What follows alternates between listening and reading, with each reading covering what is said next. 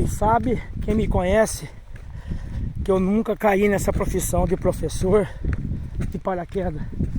Eu sempre fiz esporte, onde muitas crianças saem da barriguinha da mamãe e começam a andar. Eu já saí correndo, onde o gatinhar para mim já foi corrida. Os desafios foram bem rápidos. Poucos 6 anos a gente já fazia teste de resistência aqui na minha cidade. O prêmio era valioso para quem completasse uma régua de plástico e talvez uma caneta. Mas claro, essas competições continuaram. Já ganhava uma caneta, uma borracha e um lápis. Ah, e como a gente ficava feliz, né? A gente ia até esse desafio descalço para não sujar o tênis, sabe? Porque a gente só tem aquele tênis. E, na verdade, aquele tênis ainda era muitas das vezes rasgado, furado. Mas quantas crianças iam nesses desafios? Poxa, como era bom. A gente rasgava a cidade, cara, descalcinho, para chegar nesse lugar, cara. Era uma pista de atletismo e lá tinha esse desafio. Era 1 hora e você tem que dar a maior quantidade de volta. E a gente tava aí na primeira série, segunda série, cara. E lá nós pobres saíamos correndo. Imagina só, que eu me lembro, eu dava mais de 24 ou 30 voltas, cara. Pequenininho, cara. Aquele tênis lá, acho que era o nome, era que minha mãe conseguia comprar pra mim, acho que era o Bamba ou o Conga. Tênis super confortável. Mas a gente conseguia completar muito mais do que a gente imaginava. E chegava a fazer sempre mais do que era permitido. Mas lá estava o prêmio: uma caneta, uma régua. E aí foi indo, uma caneta, uma régua e um lápis. Esses eram os prêmios que a gente tinha. A água era da pista mesmo, era água com cloro, né? Flúor, comida.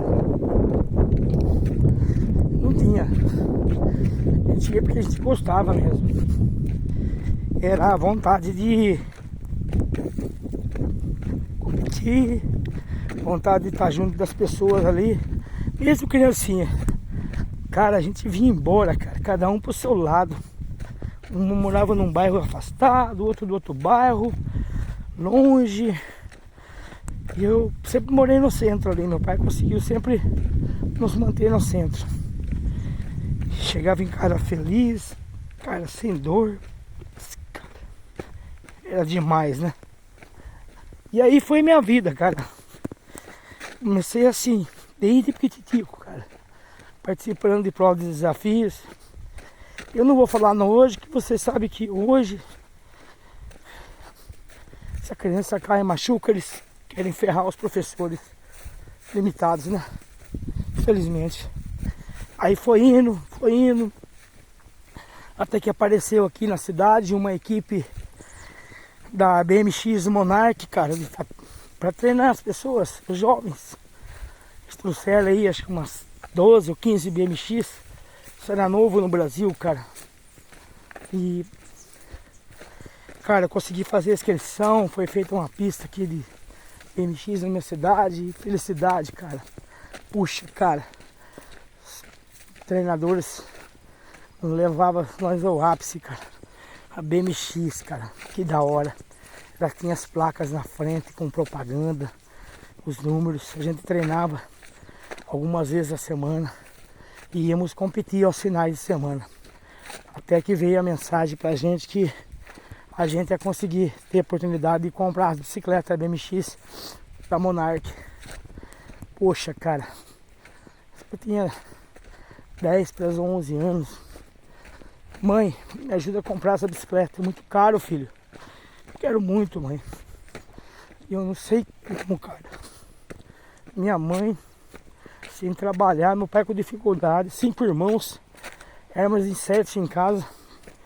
Ele conseguiu comprar essa bicicleta, cara. Essa BMX com dinheiro. Nossa, cara. Foi o dia que a gente foi competir em São Paulo, cara, no Marginal. No Marginal Pinheiros tinha uma pista internacional, e veio gente de várias partes do mundo, cara. E a bicicleta foi entregue pra gente lá. Ah, cara. Foi demais, cara. Competição. Competir, depois tirar no caminhão a nossa bicicleta, cara. Puxa. Você entendeu? Desde pequeno, não caí de paraquedas. Fomos se dedicando. Veio atletas internacionais até na minha cidade. BMX. E foi. O tempo foi passando. Continuei competindo. Aí até que eu descobri o triatlon. Porque desde jovem eu já nadava em rio, cara. A gente pulava em enchentes, não recomendo a ninguém. Pulava nas enchentes, nadava em tanque. A natação pra mim sempre foi natural. A corrida é natural. Depois veio a BMX, cara. Que eu já fazia um triatlo sem saber que ele existia. Aí foi pro triatlo. Gostei do triatlo. Me dei bem, mas era muito cara a inscrição, cara. A inscrição do triatlo era muito cara. Só os ricos conseguiam permanecer. Principalmente que era muito longe, cara, da minha cidade. Pois o custo ficou muito caro. Depois passou o triatlo. Veio o mountain bike. Mais uma vez a minha mãe ajudando. Caro. Peças caras, minhas irmãs indo comigo comprar a bicicleta. Não comprava aquelas que ajudava tanto na competição, mas a gente ia bem, cara. No meio de centenas de pessoas, a gente era ali, chegava entre o quinto, terceiro, décimo quinto, 20º, a gente era bom, cara. Tinha algum material ruim, a gente conseguia chegar. Foi indo. Depois eu passei pra corrida, ficou muito caro o mountain bike, cara. Aí eu passei pra corrida, cara. Nossa, foi bom na corrida.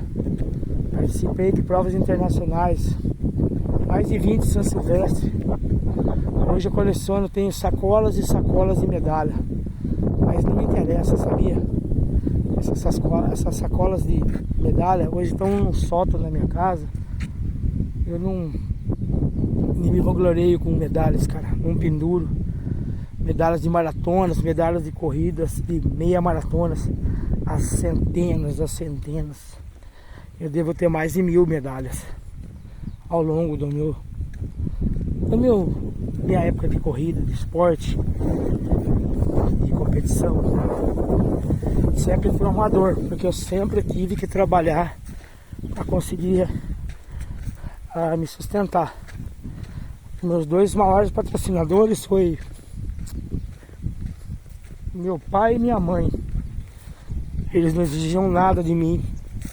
Podia ficar com o meu dinheiro todo no meu salário para comprar as coisas que eu queria. Competir. Meu pai ainda brigava comigo assim. Brigava não, indagava. Eu nunca vi, vocês têm que pagar para correr. Meus amigos iam em casa, os maratonistas. Meu pai dizia, nossa, eu nunca vi, rapaz, vocês têm que pagar para correr. Eles têm que pagar para vocês correr. Na verdade ele estava certo. Na verdade ele estava certo, sempre teve certo. É o jeito de falar dos antigos inteligentes, autodidatas. Meu pai tem uma reputação ilibada, cara. Meu pai comia a enciclopédia. A Barça, sabe? Não sei como ele conseguiu comprar, cara. Com um salário que eles ganhavam muito pouco. Meu pai e minha mãe, eles foram os meus melhores educadores, catequizadores. Meus irmãos também. A gente lia ali muito gibi, livro, história do Pelo Malazarte. E aí foi indo, cara, foi indo, comecei a correr, comecei a fazer maratona, depois fui descobrindo que gostava de longa distância, eu fui pra maratona, fui fazendo longas distâncias, me superar 70, prova de 100, 200, desafios de 300 quilômetros, poxa, cara, e não conseguia fazer educação física, cara, porque era muito caro. As pessoas que andavam comigo, os pais eram muito ricos, pagavam educação física. Eu queria tanto, cara, fazer educação física, mas é muito caro, é algo a gente não ganhava o suficiente, cara. O que a gente ganhava no mês, acho que não dava para pagar metade de uma parcela da educação física, não dava, cara. Aí chegou a minha época, chegou meu tempo, Deus deu meu tempo. 2002, me preparei, cara, fiz o vestibular e fui fazer a faculdade, cara, consegui, lá em Minas. Pensava que lá em Minas era mais fácil. Pensava que lá em Minas era mais fácil. Ah, me surpreendeu. Na minha classe quase todos tinham curso técnicos. Puxa, cara, era um mais inteligente que o outro. Eu falava, doutor, cara, o que eu tô fazendo aqui? Mas Deus me deu força e eu consegui. Tive a sorte de cair num grupo mais estudioso da classe. Rapaz, eles chegaram um dia em mim e falaram, nós vamos te ajudar sim, você vai fazer também tudo que for preciso, a gente vai te ajudar, mas não pensa que você vai ficar sem fazer nada. E aí foi minha vida, cara, me formei, cara. Era muita gente na minha classe, não formou acho que um pouco mais de 30. Hoje, desses 30 que tem um estudo, e o mais capacitado, e o mais capacidade de orientar e ajudar a curar as pessoas através da musculação, é o Vancini. Eu acredito no retorno, na lei do retorno, eu acredito na conversão. A vida foi uma conversão, cara, uma conversão de vida. Ela deu uma volta. E sempre acredito que tem dois caminhos para você chegar em Deus, em Jesus. Aquele caminho reto, amplo, fácil, tranquilo, cara. E existe o caminho cheio de curvas e tortuosos. O de curvas e tortuosas foi o meu. Eu precisava. Eu acredito que eu era uma rocha, uma pedra cheia de pontas, lamacenta, escura.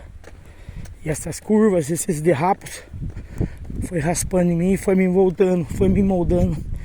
E eu fui me transformando num diamante. Mas graças a Deus, sempre do meu lado, Ele me transformou.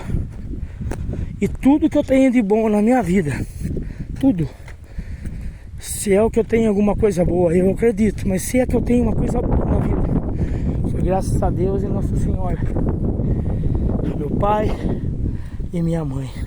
E tudo que há de ruim em mim foi que a vida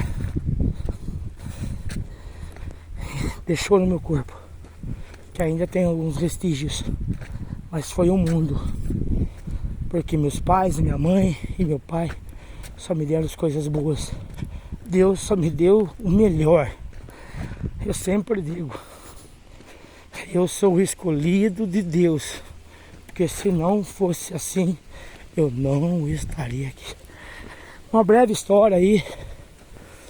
Não vim mais pelas frentes, dependendo dos curtidos que vai ter no YouTube, nos canais, nem nos canais.